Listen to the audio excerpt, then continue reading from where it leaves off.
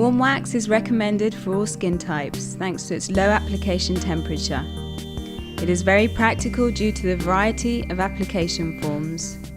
Beauty Image's wide range allows us to use a wax perfectly adapted to each client.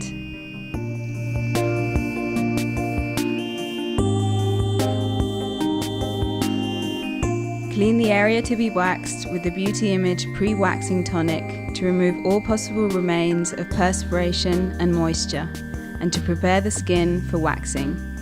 This will give the wax better adherence. Melt the wax in a specific heater applicator. The wax will be ready after 20 minutes when it acquires honey consistency.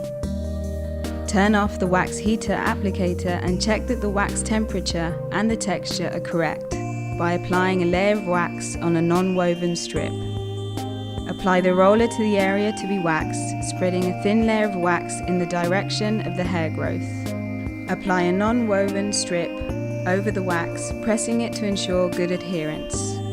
Hold the wax with one hand to keep it tight, and with the other lift one of the end of the strip and pull off, sharply, against the hair growth direction. You can use the same non-woven strip several times.